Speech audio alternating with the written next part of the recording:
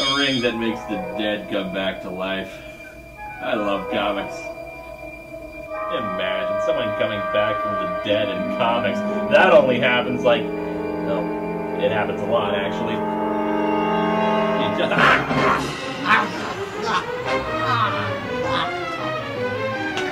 One complicated and very inappropriate escape maneuver later. Here, try some fish!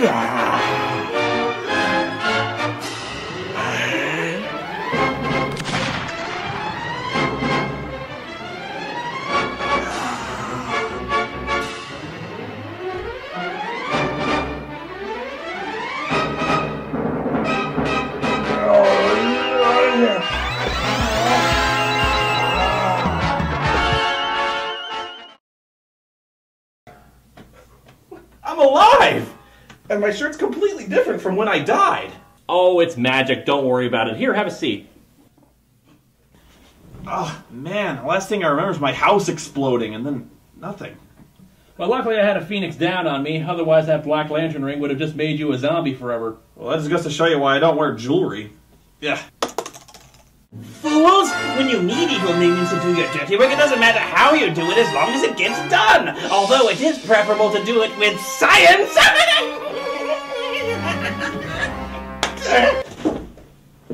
Well, no, that wasn't very nice. He's the one that killed you, remember? Yeah! You suck, Insano! My brain hurts. And finally, the chickens.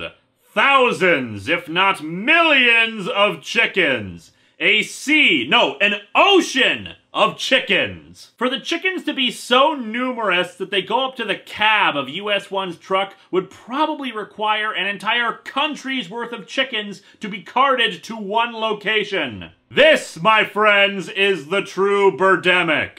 No one expected the chickens would be our downfall. Just when you thought it was safe to hit the open road again. The Jaws ripoff Beaks did not do as well as hoped.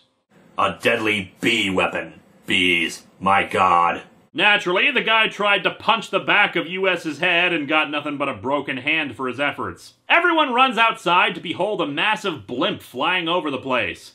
And as seen on the cover, it has giant shark teeth and eyes painted on. Man, are they already doing promotion for Sharknado 3? The second one isn't even out yet! US 1 in a tale of hot air and chicken feathers. Considering people think that the only food I eat is chicken tenders, it wouldn't surprise me if hot air and chicken feathers are what they think my insides look like.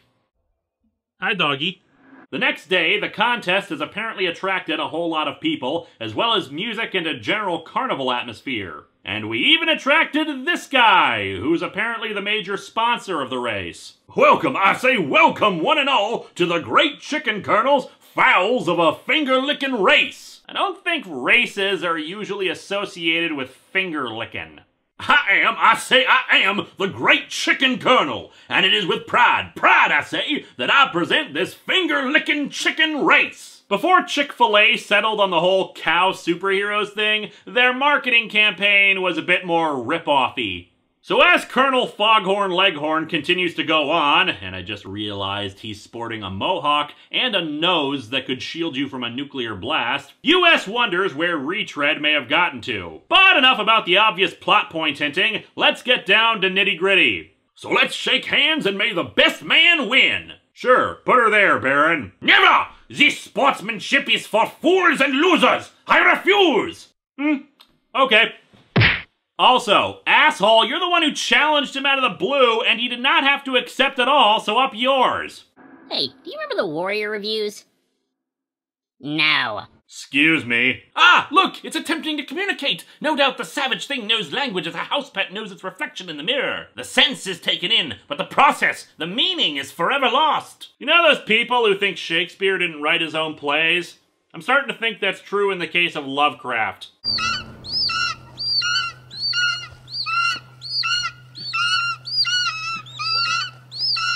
Upon hearing some scratching and gurgling noises, Robo and Fort head back out to look for Lovecraft, and Fort admits that they have to kill Lovecraft. We have to kill him before he eats the world. We taste terrible. He'll get indigestion and, well, You don't want to know what happens after that. And indeed, they see a tentacle-headed monstrosity up in the rafters. Oh God, I think it already got Mr. Lovecraft! And then put on his clothes? My God! That monster has terrible fashion sense! God, rock and roll, one-faced poodles, xenomorphs, VHS tapes, and now Elmer Fudd! I have a weird rogues gallery! Things get out of hand when the creature continues to grow, Fort explaining that the creature doesn't inhabit their universe's laws of space and time. Technically speaking, it already encompasses the globe. It just hasn't happened yet. Oh, so that explains All-Star Batman and Robin's timescale. It exists outside of linear time! This Lex Luthor is less Mark Zuckerberg and more Howard Hughes. Where the hell is my peach tea? I'm gonna sass somebody for this! The weather starts getting rough and the tiny ship is tossed. The cargo hold of the Zeppelin is damaged, releasing a crap ton of chickens from it, who all start flapping about everywhere. To make matters worse, US and the Baron are hanging on for dear life on the side of the blimp. Looks like that new Steven Spielberg movie to me, Baron. You know, Poultrygeist. Dear Lord, just imagine if those were your last words. Even the editor's boxes call out the bad pun by making their own. This one's too foul, even for you, Milgram. I'm afraid we're gonna have to pull it. Ah, don't be afraid of puns. What are you, chicken? Robot pants to be darkened. Robo quickly realizes that the creature devised this entire strategy to deal with him specifically. It made itself float so a car couldn't be driven into it like last time. It went to a populated area so they couldn't do another Tunguska event. It possessed multiple people at once instead of just one, and gave them just enough humanity so we couldn't fight back. However, what the creature didn't anticipate was Robo's latest plan. Climb up to it, rip open its skin, and go inside of it. You magnificent bastard, I read your book! US manages to climb back down the rope to the truck. And from the looks of things, there is a stream of millions of chickens coming down from the blimp. You know, in all the stupid chemtrail conspiracy theories I've seen, I don't recall one saying they were actually chickens. Also, if you're expecting me to reference the turkey drop scene from WKRP in Cincinnati, sorry but no. Chickens and turkeys are completely different. For one thing, according to this comic, chickens can fly, since, well, check it out. They just fell from a blimp high in the air and they're perfectly fine. I mean, come on, even the clone of Spoonie I made had some minor vocal variation. Wait, what clone? Oh, yeah, after you died, I cloned you. And he's running my show? Yeah. That's bullshit! I'm gonna go over there, shove this ring on his finger, and take my show back.